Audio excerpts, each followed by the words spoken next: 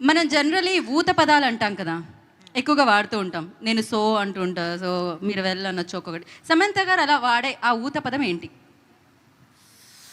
దొరికిపోయానే. ఈ మధ్య అయితే అంత శుభం కాదు, ఈ ఆన్సర్కి మీరు ఎలాగో వెంటనే ఓకే చేసేస్తారని స్మార్ట్, అసలు మామూలుగా కాదు. అక్కడ బ్యాక్ నుంచి వచ్చింది ఒక ఆన్సర్, కాపీ ఒకటి చెప్తున్నా. రైట్. సో ఇప్పుడు వంశీని ఫాస్ట్గా లైక్ నేను ఇట్లా క్వశ్చన్ ఎండ్ చేయగానే మీ ఆన్సర్ రావాలి. సమంత గారికి ఇష్టమైన ఫుడ్? అన్నం.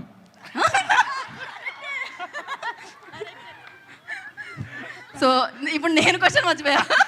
ఫాస్ట్గా రావట్లేదు ఇప్పుడు ఇంత దారుణంగా. ఓడిపోయారు. ఓకే, సమంత గారికి ఇష్టమైన అంటే ప్లేస్ ఎక్కడికి వెళ్ళడానికి ఇష్టపడతారు ట్రావెల్ వైజాగ్. చేయడానికి? ఫాస్ట్గా సమంత గారికి ఇష్టమైన నేను అడగట్లేదు ఇంకా. అసలు ఇలాంటి ఆన్సర్స్ ఎలా వస్తాయో వంశీ గారు మీకు? నిజాలండి, నిజాలు ఎప్పుడు వచ్చేస్తాయి. నిజాలు ఎప్పుడు అట్లా వస్తుంటాయి పాట రూపంలో, మాటల రూపంలో. ఓకే, సమంత గారు చేసిన సినిమాలో బాగా ఇష్టమైన సినిమా? శుభం. ప్రొడ్యూస్ చేసిన దాంట్లో కదా చేశారండి ఆవిడ. ట్రైలర్ చూసారా మీరు? ట్రైలర్ చూడకుండా యాంకరింగ్ చేస్తున్నారా?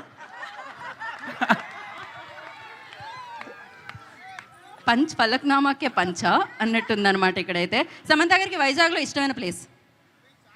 Novotel, RK beach. ఇదే మీరు అన్నిటికీ ఒప్పుకుంటే నేను ఏం చేయను. మీరు నవ్వితే ఒప్పేసుకున్నట్టు అనుకుంటున్నారు వంశీ అక్కడ. నేను ఇంకా ఏమి చెయ్యాలని అనుకోవట్లేదు. ఓకే, సమంత గారికి వంశీలో ఏమి ఇష్టం? గొంతు.